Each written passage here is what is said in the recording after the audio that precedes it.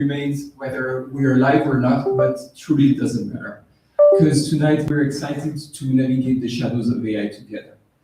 And I would like to start this with greeting you and also wishing you a warm welcome on this journey together. This is going to be an interactive session, and we will simulate a real case where we are going to deploy that together with your help if you want. And the way we will do that is to include you with an app that we will use throughout this case. This is Slido. So next up, we switch together to Slido. I invite you to scan this QR code and you will be redirected to the interaction with Slido, and it's going to enable us to have polls, to scan, the vibe and the atmosphere on this journey together. All is anonymous, and yes, it will give us a sentiment of how we progress on the case together.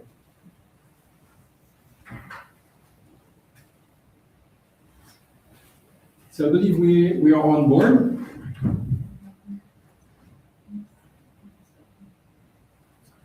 Okay, magic of the live. Now I assume we're live. So let's progress.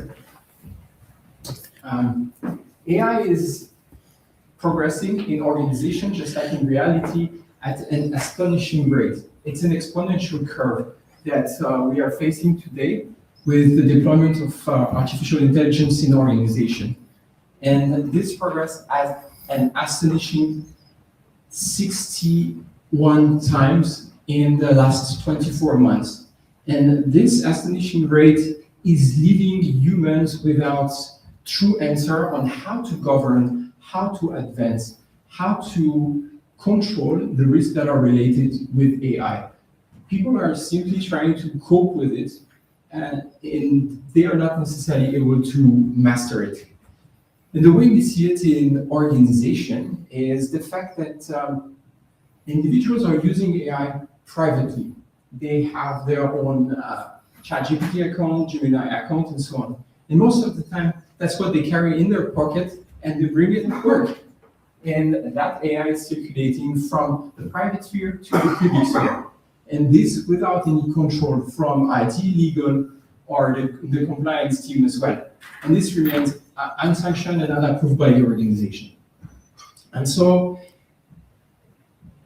this is the way that AI is entering inside the organization, in a silent way, in a discreet way, but surely it's active.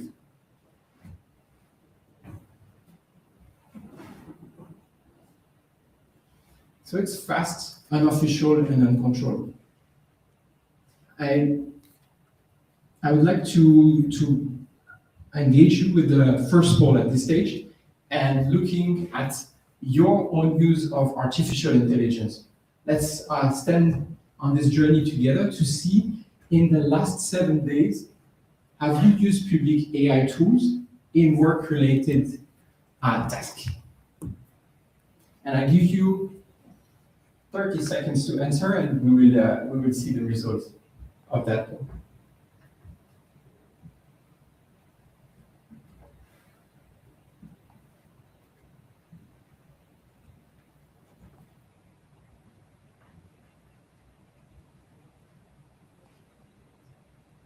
All right. Did everyone has the chance to scan it and go through the form? All right, excellent. So let's see the result. Okay, it's a staggering 79% of the attendees tonight that are using artificial intelligence at work with private tools. So we clearly see that we cannot blame individuals. We should move from a rhetoric of blame to one of strategy. And we need to strategize on this usage of AI in enterprise. How we'll do this? We'll do this together. Meet Hassan. Let's jump into our use case and work case. Hassan is based in Doha, is the head of a financial investment group, And he is pressed with the need of using AI for his organization in a way that is going to be safe, but mostly in a way that is going to generate revenue for his company and ensure return on investment for his clients while serving them with the best service possible. And Hassan has mandated one of his analysts to issue a report on where to start with artificial intelligence, because he wants to leverage the benefit of that for his firm. And so that comes the one-to-one with his junior analyst, where they're seeing together what could be done. First, let me give you a few data points here. The possibility for artificial intelligence to leverage productivity in all banking sectors is touching up to 70% of activities that could be done in the bank. So there is a wide scope of action. That's what he sees first. What he sees second is that upon the activities that are touched upon productivity gains can be up to 20%. That's great. He wants to capitalize on that. One option is definitely to serve the clients best. One way of doing it is, for example, to use algorithms that are going to be well tailored with artificial intelligence to do a better credit scoring. That's one option. He can also do a hyper-personalized investment service to his client. That's another option. And what about back office? Because back office is really a cost for organization. So you know it, if you are evolving in the financial sector, you cannot circumvent your compliance team. And so certainly if you're also a user of a fintech service, you need to go through KYC. And this is taking a lot of time, you need to submit documents. So that's another use case. How about automating KYC? How about automating fraud detection and so on, even for sanctions that are evolving on a daily basis, depending on the geopolitical landscape. And so those are the opportunities that are in the hands of Hassan as he reads this report and entertain the conversation with his junior analyst. And now let's see what you think of that. What would be, in your opinion, the best use case for Hassan in order to implement artificial intelligence in his organization?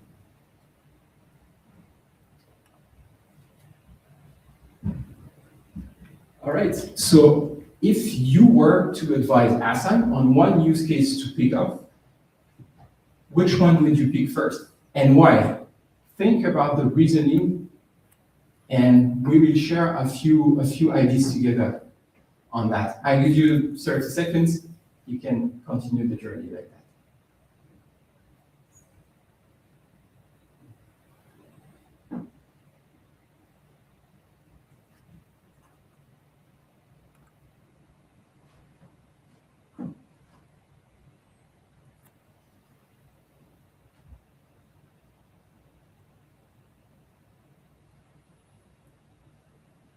Right now, let's have a look. Okay, we have a draw. We have a draw. No, not even. Someone voted in the meantime. Great. So the winner is automated portfolio risk analysis. What about this one? Can someone share why he decided to vote for this use case rather than another one?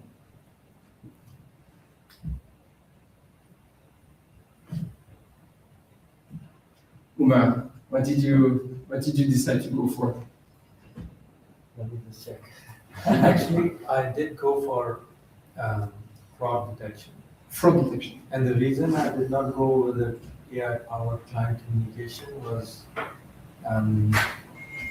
perhaps with your clients, you want it to be a bit more managed communication, and what if something goes wrong while you're communicating with the client? So I just thought that a bit on a high risk,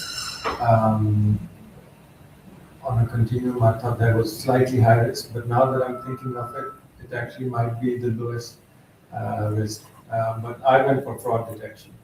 And what you are mentioning is very sensitive Because in fact, individuals, when they are interacting with a chatbot, one of the rules that needs to be ensured at that stage is the fact that they are first disclosed, the fact that they are chatting with a chatbot. That's one thing, and that touches upon this aspect of authenticity that you were reflecting in your thinking. And second, of course, they should be granted the possibility to switch from the chatbot to the human. So that's a very important point. Is there a correct answer?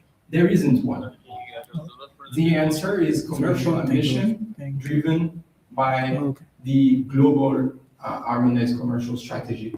So the way I see it is that the organization needs to see what is its tradition, how it has been evolving on the commercial scale, and how it would like to implement AI in order to accelerate those trends that it has cultivated and curated.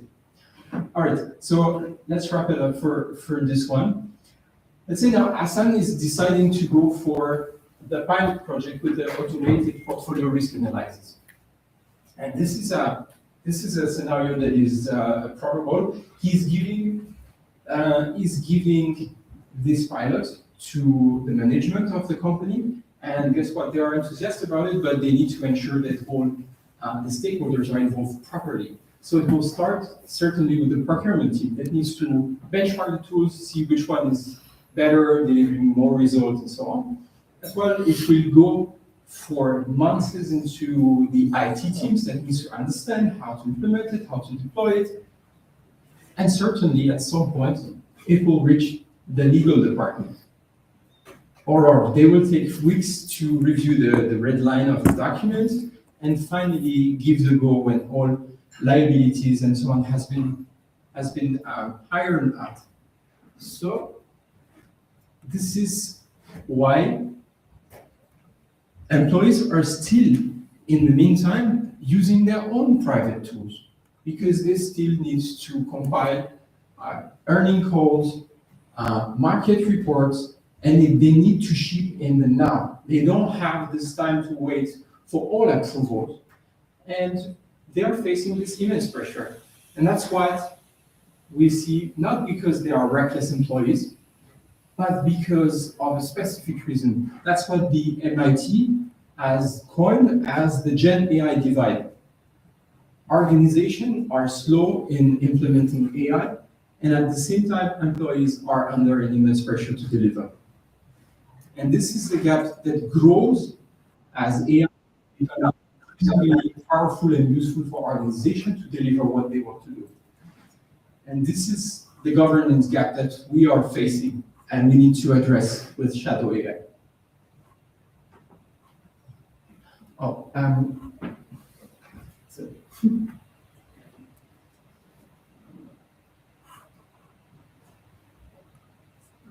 So one thing is for sure, they do that not because they are reckless, they do that because they don't have a governance element in order to navigate AI. So I would like to take you on to this journey to tell me a little bit about your organization and how this is being navigated in your organization. So if you can share if your organization has a clear communicated policy on using public generative AI.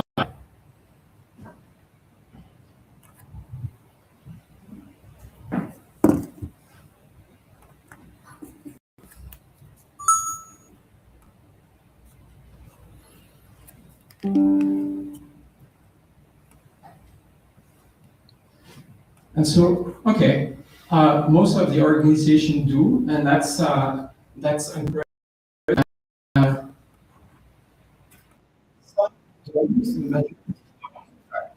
Formal policy, no formal policy, 50%. Yes, so I'm aware of the fact that some organizations have fully banned AI. Some others decided not to position themselves, and this is certainly giving a vacuum for employees whether they should use it or whether they should not use it. And they are also stressed in using it, they don't know what is the right thing to do. So Next is on a Tuesday afternoon, the junior analyst of ASAN is providing reports and analysis on a target company that the financial firm wants to acquire. And they look into the sensitive information and the revenues of that firm. And they understand that they need to deliver fast. And the way he's doing it is that he's taking the data, putting it into the AI model, and waiting for the result to come. But while no alarm ring bells, no big incident is discovered at first, this is truly a high cascading event that is unfolding. One copy-paste confidential client data, one public AI tool, no warning. In that second, the data are left without control. It's not external to the company of ASAN. They are navigating on foreign servers. They can be used to retrain the model. We don't know how long they will be used by that third-party cloud service provider. And we don't know how they can be reused by competitors as well. Because guess what? When money is at stake, there are intelligent people to really use these third-party models to find out what was inputted by ASAN's company. The situation is grave, and ASAN is not aware yet. What should he do next? So this is the anatomy of the risk we are facing here that I would like to examine with you. So first, we have a regulatory risk, because obviously, since clients' data were at stake, the company is going to commit a breach of privacy law, and there is no notification authority. So in time, the data breach is still continuing. We mentioned the fact that third-party tool, this is private information. So there is an approval that is, in that case, particularly in the state of Qatar, with the data handling and protection regulation. And as well, those data needs to stay in Qatar. That's very important. For the cloud regulation of the Qatar Central Bank, there is also a need to thoroughly vet the third-party service provider as a SaaS service provider. None of this has been done. And guess what? A company has its own contract, and there are confidentiality clauses. Those have been breached too. Great. With the finance, there's a direct damage, direct risk that the clients are turning against the company. And that's the first financial risk. The second is the regulator also might be interested in suing the company or starting already with an audit. This is going to disrupt the business continuity of the company. And last but not least, the reputation is definitely at stake. And this is going to create a halt for the company in its business relationship with its clients. And those might lose trust. Those might stop to engage with the financial institution. And over time, this is extremely damaging. Last but not least, we mentioned the intellectual property aspect of it, because ASAN's analysts use the risk model that is the intellectual property of the company. And this one is endangered as well. We don't know once it's formulated inside the third-party AI tool, whether it will still enjoy the same level of protection as it should have in the first place. This is a huge risk for a company, an intangible asset is at risk.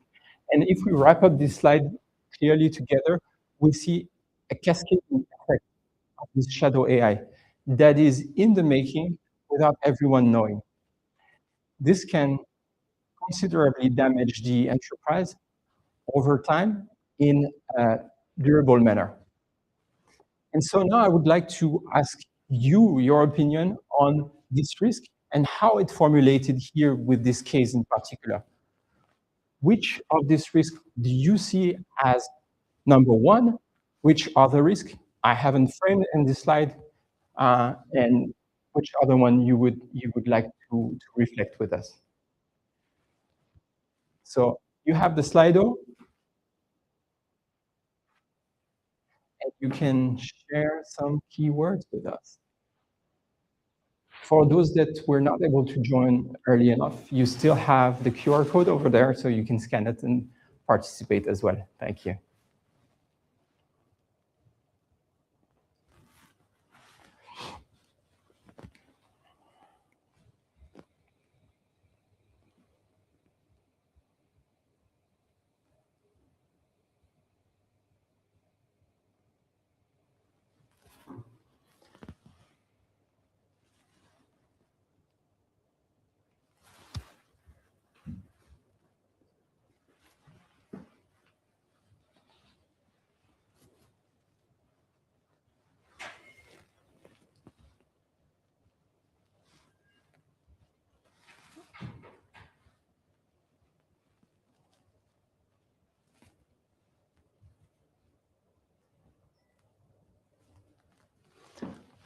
All right, let's see what we have.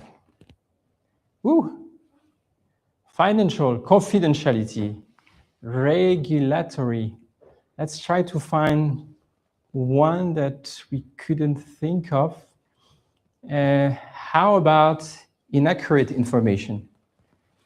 Does anyone wants to share some idea, peace of mind about inaccurate information?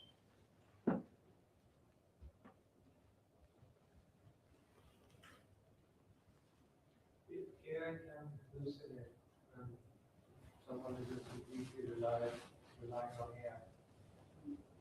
That's the risk that a lot of people are actually facing with hallucination. Yeah, exactly. In an economy that relies on knowledge and information, how about wrong information being inputted in the economy? What are the potential risks if the information that is formulated by the AI model is inaccurate?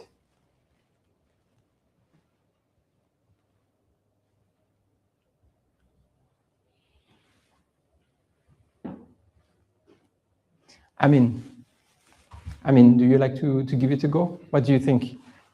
Inaccurate information in the output of the LLM? What could be at stake? I would put more on the philosophical risk, which is we're stopping using our brains. Okay, how about that? Given the usage pattern, you're just feeding in prompts and getting outcomes. And you're no longer searching, synthesizing, improving, using your brain. So the dependency on the AI is, of course, data breaches. You know, that's a good hallucination, absolutely, is there. Will grow in accuracy with more breaches, and leakage will grow in accuracy. Yeah, probably some of you have seen the leakage that was created, or more reasonably, it was actually the usage of AI with inaccurate information, spread it to, I think it was in Australia. It was with a consultancy firm. It happened also in front of the court in different court hearing and legal procedures. So inaccurate information, and also the human dependency on the machine, and this constant urge that we have to seek for more truth until we don't have the critical mind to assess whether that's accurate or not. Very good insight, and I love to hear you sharing on what you see here. But before we move next, let's ground this back with Ali. He has something to say. With like also AI, one of the risks, so like as like CFA students, sometimes you ask it like a question related how to get to this answer, and it will actually like give you a different answer, give you like wrong calculations, and sometimes it does not like understand the process, because a lot of the topics in CFA are basically real world, so it will give you a completely wrong answer. So yeah, especially in like topics related to portfolio management. So yeah. I like that, but I want to ask you, CFA people, because I've been hearing something like, is it a rumor that LLM models are able to pass the exam? So is that so, or is just a rumor? yeah, they did fast. Yeah, after 3 years. Okay, but as you say, Ali, depending on the context, is not always as sharp as it seems at first sight. So it needs proper prompting and guidance. And if we ground this event and this incident that Hassan is facing in the Middle East, I would like to ask you just openly, without any interface or something just between you and I.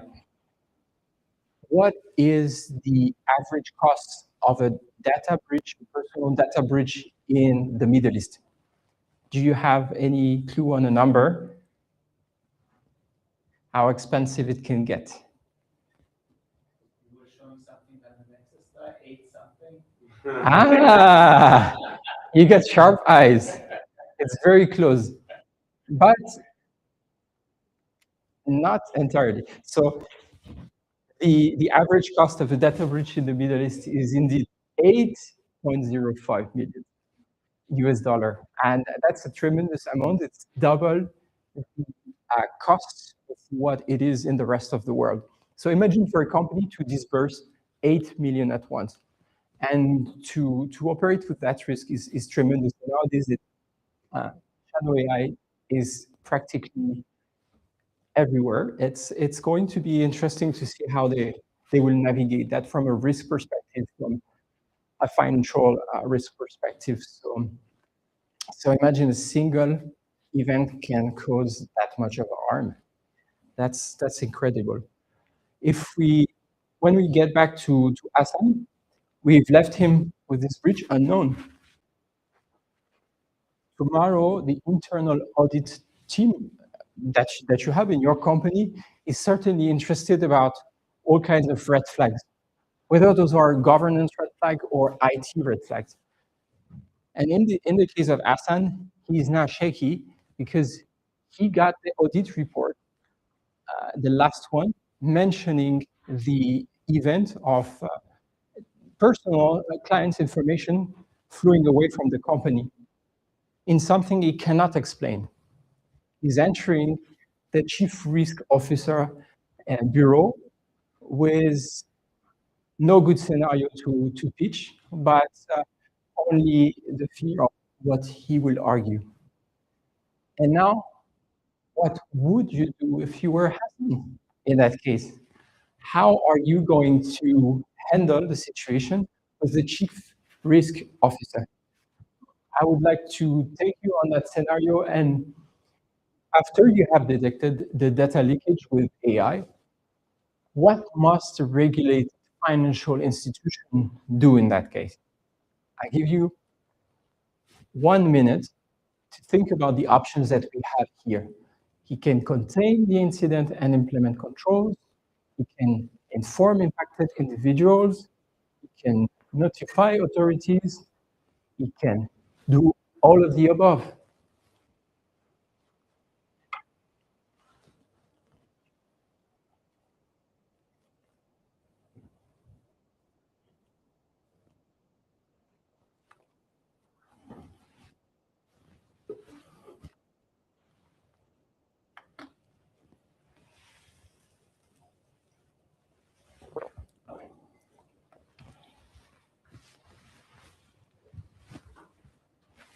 All right, now, do we have it? Seems that you are ready. Okay, so all of the above, 93% of you are right. So such a data breach of this magnitude is absolutely complex to handle. The first part is certainly to really, truly assess what factually happened. Are we identifying a real breach of personal data? Or is this just like technical data? What is really at stake here? And we need also to understand if this is causing certain harm to the individual involved, the data subject. Second, there is, in most of the time, an incident management plan that needs to be unrolled. And this is a multi-stakeholder initiative that involve the legal, the IT, the risk team, and many other stakeholders in order to see what is to be done next. just to give you a few hints into some aspects of the regulation, here in Qatar, there is an obligation to notify such an incident to the authorities, being the Qatar Central Bank, being the National Cybersecurity Agency, and being the QFC, in case the company is also incorporated in the QFC. And the action needs to be taken swiftly. That's often where the issue is at stake, because the company is stressed, it needs to handle fast, and certainly when private personal information are at stake, and also the intellectual property of the company, this is a 1 hour notification to the authorities. And also the notification needs to go to the individuals that were triggered here. Those are the individuals that are in the deal-making process.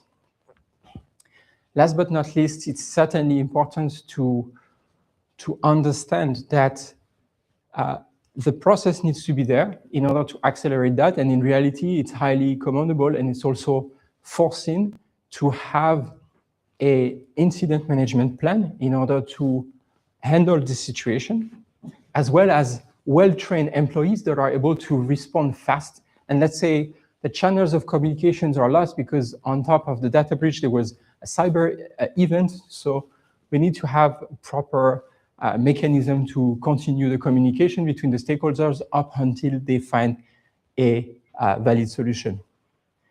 So the situation in Europe is relatively comparable to this one. And without going into too many details, because it's a relatively complex element where we need to also evaluate the specific situation, let's simply move on.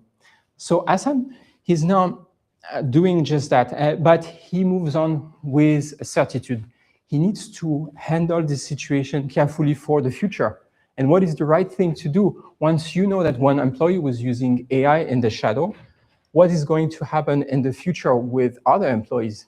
The risk is great. He needs to handle that. But he also has this use case. You remember the pilot. He wants to be a digital transformer, a digital leader, a leader in his organization. So he's faced with a dilemma. He understands that a pure banning is not going to solve the problem. He needs a clear path with guardrails, a roadmap to unfold what he can do in a trustworthy way. The good part in this is that this trustworthy way exists for him to deploy his artificial intelligence in the company. And in particular, in the state of Qatar, there is a clear path forward that is mapped. Since 2019, there is the AI strategy here in Qatar that is on a path to establish a knowledge economy with clear guardrails and regulation to enable transformation to happen. So following 2019, nowadays, we are going to navigate this slide from left to right if you want. So we have a local imperative for financial institutions. Those are, in a nutshell, first, the QCB AI guidelines that mandate to have clear policy and corporate governance for a financial institution to navigate this and to handle the governance aspect in the entire life cycle of the AI tool with proper human oversight, remediation, and reporting to the authorities up until the decommissioning of the tool. Second, you have the MCIT, which is the Ministry for Communication and Information Technology. This one has established a guideline for the usage and the deployment of artificial intelligence. In our case, this is going to explain us how individuals should minimize the prompting that they're doing with personal information, obviously. Third, we have the NCSA guidelines. Those were useful to understand the security, the robustness, and impose clear path towards auditability of the AI tools. Those tools need to be auditable because we need to understand how they reach a certain decision.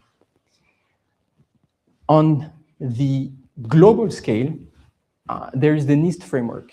The NIST framework is the gold standard for AI governance, and this has been issued by the National Institute of Standards and Technology in the United States, and most of the AI models that you use are aligned with that standard on a self-voluntary basis. This standard is can be used also here locally as it contains four core elements. So the first one is govern, second is to map, because you need to see where you lay down the path for the digital transformation with artificial intelligence. And the third is to measure. As I said, it's very important for organization, not only to have the productivity of AI, but also to understand how the decision was met, and once it's met, to be able to explain this result. And fourth is the management, because there is a life cycle in that tool. There is a regular update, but also in the organization, there is a life cycle moving along this tool. And so to wrap this slide together, we understand that the local requirements are aligned with the global framework. And at the same time, this global framework can help us to unfold a roadmap to implement local rules effectively. I would like to invite you further down on Hassan's journey to see how to shape up a plan for his company to deploy AI trustworthily. And let's take down the foundations of the NIST framework in order to move from a simple discussions on there are AI frameworks to a discussions on taking the lead on trustworthy AI. I mentioned them, those core principles of the NIST framework: govern, map, measure, and manage. So I would like to invite you to reflect on the scenario we have seen with the data leakage, on what should be the first step taken by Hassan's team in order to avoid the case of AI incidents to happen in the future. What should they do next? Govern, map, measure, and manage. And here, Sina, don't get me wrong, there is no ordering to help you. There is no hint. So take a few minutes to think on what should be the next course of action. And certainly we will reconvene after that to elaborate on that together.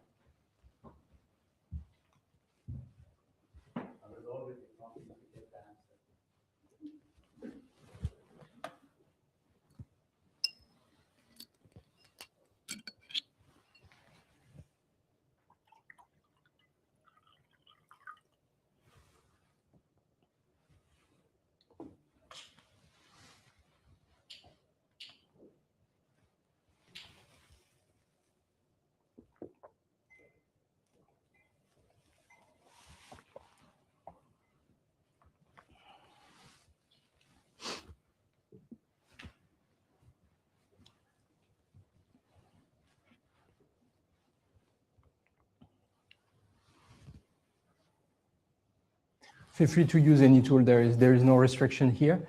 I also want to tell you that your strongest team and your strongest source of knowledge is the person next to you. Consider that as a hint.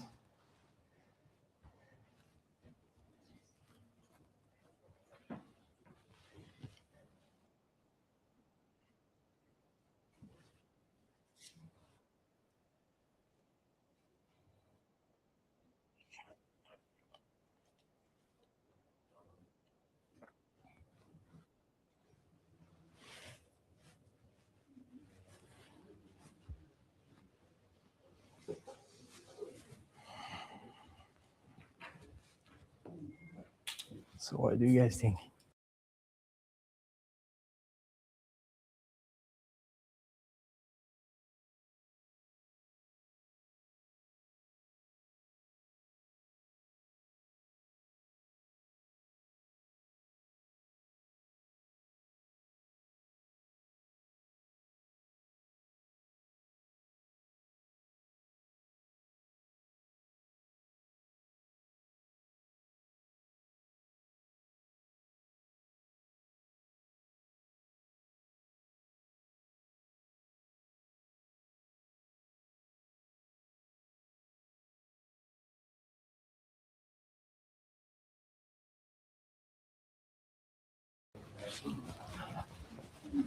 Okay, so let's move on. We'd love to get to have your ideas, but before we give you the solution, what do you think? What is the right next things to do for Hassan's team? Perhaps the table in the back. I see some very good thinker over there. So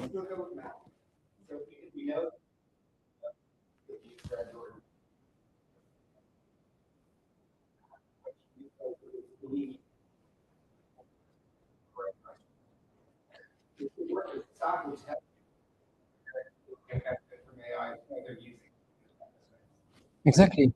You can't fight something that you don't know. So first is to map. You need to discover. And as you see, logic and human thinking is the best tool here to follow on with the strategy you need to have for your organization. So map, you need to have certain ways to map. So there are different ways to map things. Of course, I'm insisting on the human element. So one way of doing that is to create a safe and open space with your employees where you can have direct communication. So that can unfold by ways of survey, anonymous surveys, and that way you can understand, making people sure that there won't be any retaliation. So that's the principle of speak up. That the tools they use is uncovering the needs that they have. So you need to uncover these needs, and you will discover the tool. Wonderful.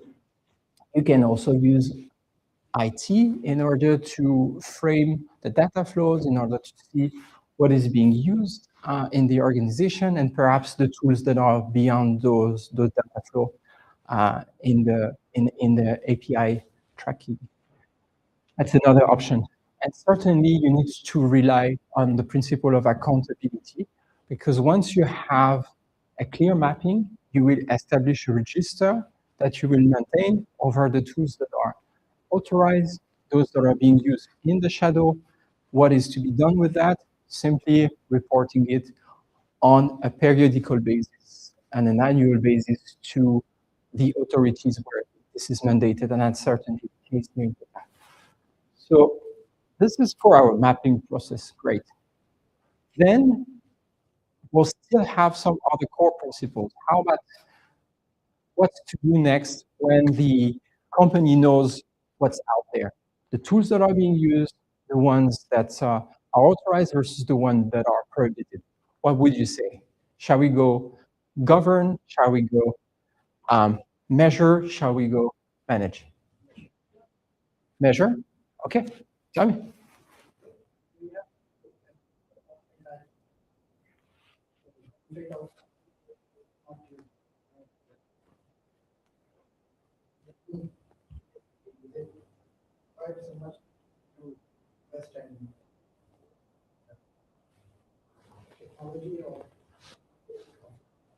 Okay, so if I reformulate what you're saying, you need to dig down what is the need and whether the need of the employee using that tool is aligning with the commercial return on investments, let's say. Okay, that could be a great way to do that, to measure. What else do you have in mind?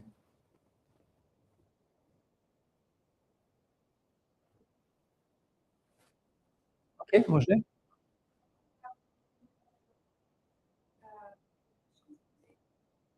I agree with the measurement.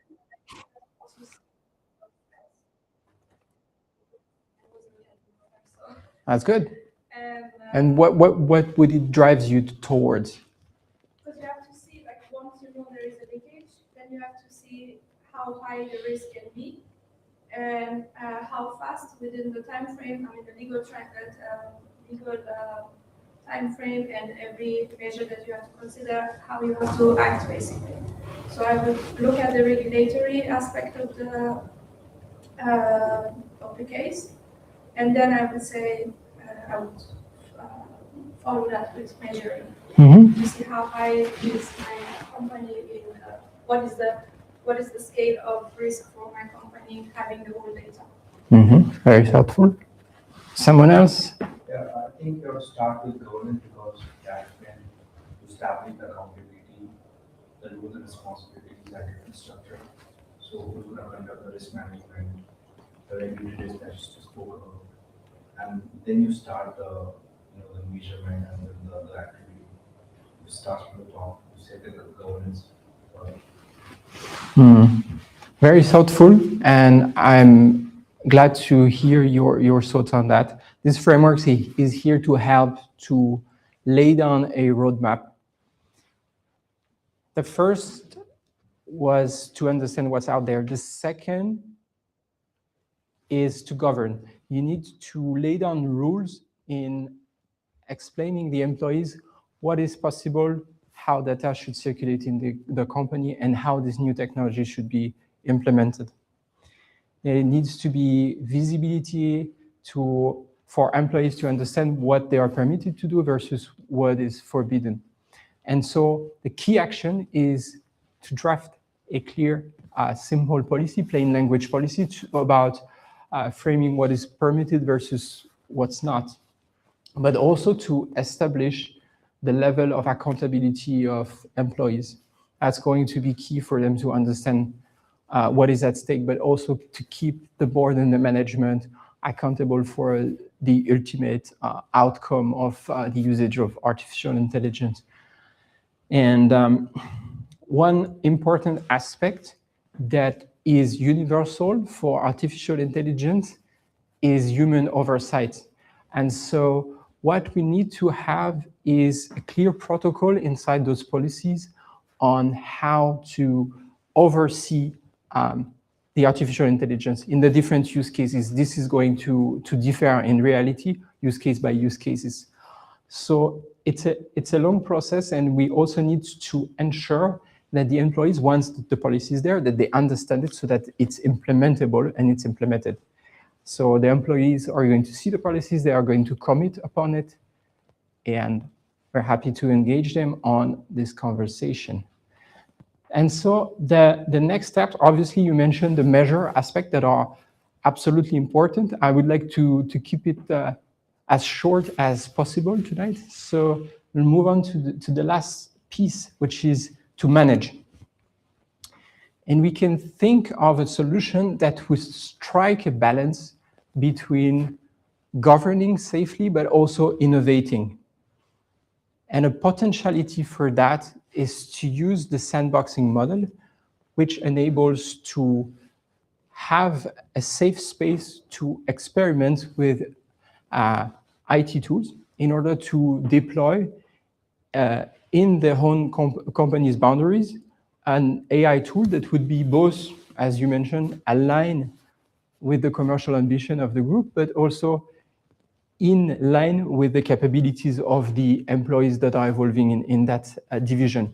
That way, we give employees the potentiality to use AI in a way that is controllable, that no information is flowing out, and at the same time, we upskill the employees on real topic of technologies. So we have a plan. I would like a little a phrase on that and draw your attention to the fact that certainly those are the first steps that can be taken. So day 1 to 30 we map, day 31 to 60 we govern, and day 60 to 90 we enable safely. This is the first steps that Hassan, going back to our story, is going to take, but it's going to take him a long time because certainly navigating those tools, finding the right partners, and having the capabilities in-house is a big topic. And also, taking those steps is definitely a right path, but it will not ensure full compliance with local regulation or international standard. But it's already a strong effort that he's putting in place. Because there are additional controls and measures and security that needs to be there. Well,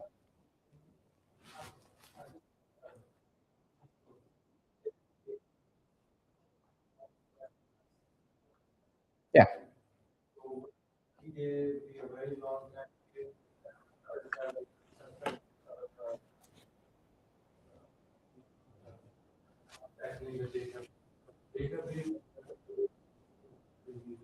Yes. The action needs to be immediate in 1 hour for cases where personal information are at stake, like it's likely to be here, with intellectual property. So we mentioned the solution on the data breach earlier, but then after the data breach, Hassan needs to ensure that in the long run, similar incidents are not likely to happen in his organization. And that's how we highlighted the NIST framework. We highlighted this 90-day plan. Is that somewhat clearer?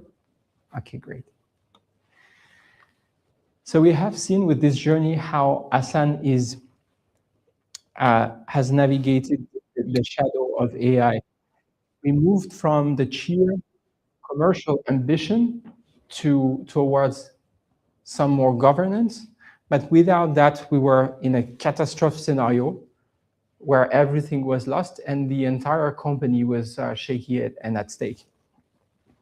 And this reveals the fact that you have taken the first step on your journey to become a digital trustworthy leader, because you've understood the steps that can be taken in order to unleash the power of artificial intelligence in a fair and in a secure way. But certainly, as we have seen also, shadow AI is more than a threat. It's a signal. Those employees using it, they are not reckless. They are early adopters in the organization, but they need guidance, they need clear communication. And this is a signal that there is a gap in the process that is triggered by the exponential development of artificial intelligence. So there is, apart from the solution with the frameworks that I have presented, that is one of many, they are also an element of urgency that we need to cope with in order to put that into place. I would like to thank you and explain you also what we are doing at Wise Horizon. This is the journey we are accompanying companies and organizations to go along. We are here to not only think about the governance, but the technology behind it. We are more than regulation, we are technologist enabler. We want to bridge people with a human-centric touch, and we want to bridge ecosystem together here in Doha and in the rest of the world. And the prime example of this is the fact that we are opening this floor to a global audience, and that they are also being engaged in this conversation. And this is not only a conversation that is happening in Doha, but also in the rest of the world. Everyone is using AI for the reason that it's going to unite us, hopefully for good. So we are here to help you on your journey. We are here to build strong foundation so the future is going to look brighter together. I'd like to thank you for your engagement on this workshop, which I hope has been insightful for you. And I would like to open the floor for any questions you may have. Thank you very much.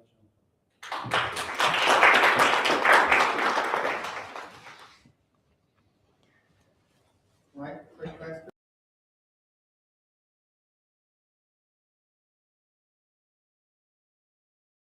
Personal data into ChatGPT. Are they even reporting it internally versus reporting to regulator? I'm a regulator. I've had not one firm ever report. We put personal data into ChatGPT. So it's I don't think they even know it's a breach. I don't think they have any way of assessing the risk of that breach. I think internal policies of different companies are even understanding that it is a breach. I'm not seeing that come through. And secondly, early on in ChatGPT, that didn't seem to affect their reputation, didn't seem to affect their property, didn't seem to affect their intellectual property, even though all of the information went out into the wild. So are we overtaking risk involved a little bit as well? Those are very thoughtful questions, and hopefully I will be able to provide you with an answer. So I think assessing the risk is extremely difficult because we're are talking about risk on the intangible side of things. And so the first thing that we need to do, and that's what we are doing as I'm speaking, is to raise awareness. That's why we have made a maximum of effort to bring on everyone in this talk, because we could have potentially millions of ones, but this is the most silent risk for organization, shadow AI. And I want to introduce this notion to the crowd that we are and the audience that we are having online, to make people aware. By the way, you're probably aware of that, Daniel. The 2025 IBM report on data leakage flagged the risk of shadow AI as one of the major risks that technology companies are going to face for 2025. It's already validated, and that's even more so the case for the years to come. On the topic of how this is going to impact organization in the future, this story is to unfold seriously, and we do want to play a part in communicating those risks and the good measures to business leaders in order to evolve in their journey in a trustworthy way vis-a-vis their clients, vis-a-vis their investors, and exactly, we are happy to partner with you on that. I mean. You had a cybersecurity expert in the company. They able to map every user on the broadband on the network that you are using. They're able to map every conversation on the AI, and they have the AI agents that they can map those scripts and alert if there's any security information. If they use anonymous scripts, then it can pass on. But if there are actual data, corporate data, it will flag the agent they have. So the tools are already implemented if you have the right team and IT infrastructure. That would be my comment, would be tools are available, are they, so that's just, I mean, it's standard DLP. So like it's data loss prevention processes within the firm. So how many of them have deployed it for that particular use case? I would be skeptical that it's particularly high, especially. Yes, that's a very good point. In fact, most of the organization, they are implementing SOC 2 or ISO 27001, and what the cybersecurity experts are saying, and I'm talking outside of my realm of comfort, but they are saying that those certifications, they are not enough for the world we live in, because they do not frame the basic and the most important risk of artificial intelligence, which is prompt injection. And that's certainly one aspect. You can, as I mentioned, you can track the flow of data, you can track the cloud as well, and they are service providers that are already aligning some exceptional solutions for that. The idea is, of course, always to look at what is available and how to implement that in your organization. But likely, once you detect one exfiltration of data, then you have to act. So we come back to the governance aspect on how to understand this leakage and what to do with it. So yeah. So I would suggest that is part of the governance strategy. If you're going to deploy those tools that are going to be watching for use of AI, you should have already deployed policy to your company to tell them we are, because again, you have to tell people they're being monitored. So you have to tell them that this is in place and this is happening. So there's other data protection, because your staff are also have rights in terms of how they're being monitored in the workplace. So like, it's a much more complex policy position than just how we use AI, but it's how we monitor for the misuse and the use of shadow. Yes, I think the governance conversation is really revolving around how to achieve technical abilities that are never reveled with, and we often lose really the scope of what needs to be in place in order to make sure that we control this exponential reach. And that's the case for tech giant, but that's also the case for organization as they are deploying. So we need to stay aware of that, please. I think one more point with really just to rely on the employees to report the data breaches, right? companies have to take control of how they do it. So as you rightly said, they have tools in place, there are data automation tools, any document that goes in these chat GPT or any of these AI tools. The ability to identify the interaction of that data. So the company has to have policies, and then these tools have to ensure that that they're able to basically have a very clear visibility of how the data is being exchanged and within the company as well as outside companies. And I think that's how there will be 100% compliance to the regulatory requirement of GDPR and I would just argue that people, what they do is they find a way around controls. So people are like wolves. They would find the lowest possible way to do what they want to do. Instead of copying it into a tool and using it, they'll take a picture and they'll upload it to Claude or something like that. So like the shadow level keeps getting deeper and deeper. So if you don't, and like my view will always be, you have to give, once you discover it's being used, you have to give yourself the tools to use as fast as possible, even at the most basic level, because they will use these tools in another way. So if you shutting it down, shutting it off, that never works. If they're going to use it, you have to give them one that's enterprise level and it's deployed. You cannot shut it down. So as you said. Please, if you can use the mic. I don't know if everyone is able to hear, but also for the live stream, is that something that you capture? Thank you so much. You cannot shut it down because, as he said, he had the personal information or customer information in front of him. He opened his own mobile, ChatGPT, add a photo, and he take a camera.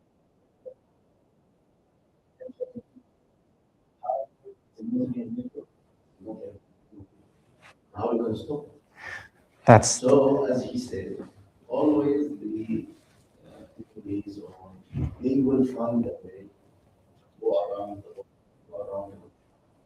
So awareness is very, very big.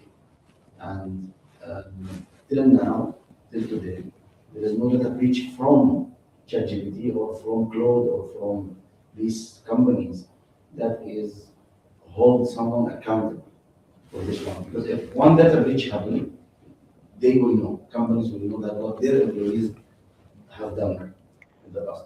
But if you put hundreds of controls, we can all go around it.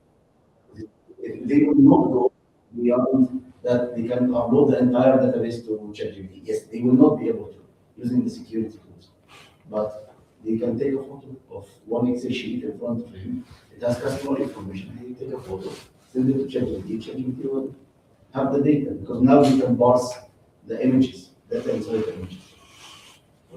This is the killer use case, Damien. Thank you. Yeah, thank you so much. You cannot track the individual phone of the employees unless the radical solution would be a harsh ban. Exactly.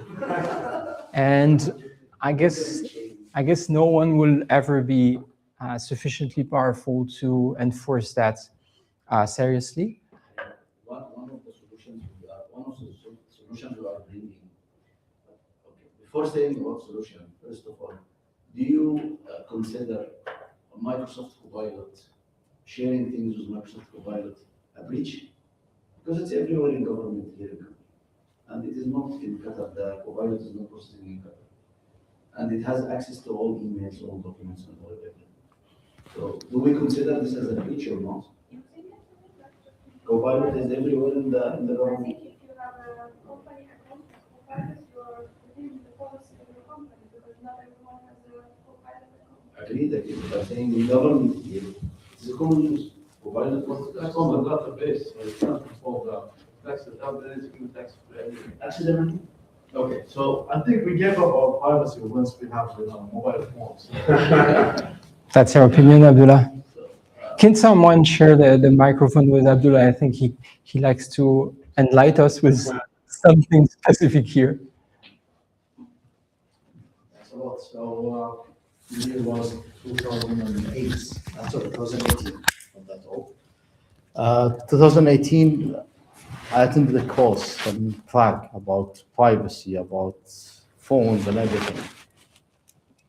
The amount of data that your phone is collecting about you today is beyond what's your wildest dreams or nightmares, I would say.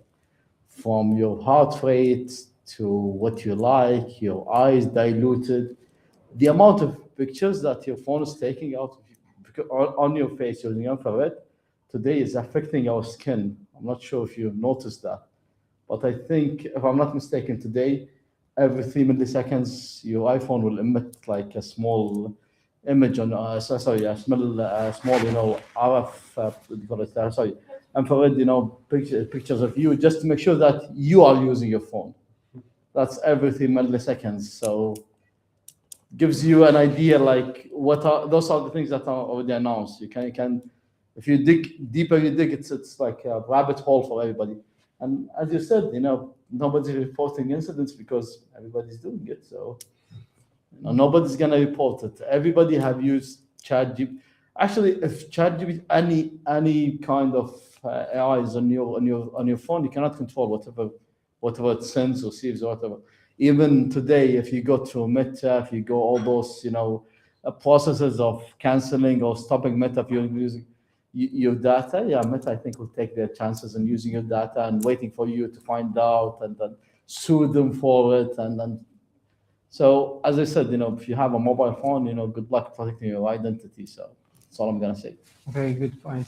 The ubiquity of technology is a concern, as I hear. And do we have some more thoughts in the crowd? Someone who would like to share like the impressions from the case? How did you feel about it? Or perhaps some ideas on privacy technology? Umar. I just had a comment regarding for smaller organizations related to budgets, because I understand enterprise level LLMs or enterprise level AI agents are a bit more secure compared to individual levels. So for smaller organizations to be investing in an enterprise level would mean a significant investment. And I wanted to understand what the audience or you have, what do you think about this? And maybe coming back to Mr. Naimi's comment. Right. So it almost seems like a doomsday scenario. So what option do we have? What can we do? Is there anything that can be done? At least, I know we cannot avoid it, but is there a least worst option? Mm-hmm. So I think your question refers to the vetting process, and we are entering an organization with a procurement team. So they need to have a clear path towards how they vet those systems before they enter into the organization. And so the tool needs to cover a certain amount of requirements. It needs to be safe technically. We need to be able to explain how it's reaching decisions, how it's being implemented. We need to have clear benchmarking about the tools, how it's going to use the data, where the data are going to be safe when it's being used. We need also to have clear agreements and commitments from the partner on those topics that are contractual safeties, so that in case something happened, they will have an obligation to report it to us. And evolving with the procurement process on a clear path towards this is already securing the gate to your organization and putting on the right AI tools that is aligned with your risk appetite, because it's certainly also a commercial discussion, but that you do it in a way that you're aware of what you are using. So that's the best way of doing it. You need to have a clear vetting process, and you need to have this vetting process that needs to be both technical and with contractual safeguards as well. That's how I would see it. I mean, on the second part of your idea was? In terms of costs for small organizations. Yeah, so again, you need to go through that safely and to understand what is possible. But what you can do nowadays is also to test, as we were mentioning, with a contained environment.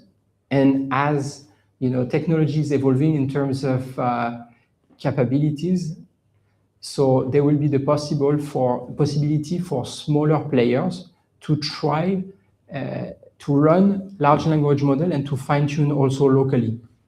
So technical possibilities are there, but it certainly requires for an organization with smaller capabilities to stretch itself, financially, in terms of capabilities, finding the right experts to set that up. Trust. Right expert that we trust. Yes. Trust is at the center of unlocking technologies. And I would like to thank you for this open discussion, safe space for you to share where you're coming from, what you experience in your universe. And I would like to extend to you a little present that is this Kickstarter guide where you will see this topic in context. You will be able to embark on this journey further, and it's going to help you with that. So scan it and you will be able to redeem it. Thank you, Antoine. Those guys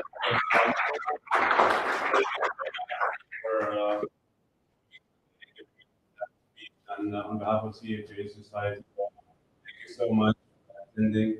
We really like what we heard from Antoine. And if you guys have any comments, we'll be around for the other sessions that's we're looking for. Please feel free, there's some coffee and refreshments and snacks outside. So we stick around for networking. And thank you again for coming. And have a good night. Thank you.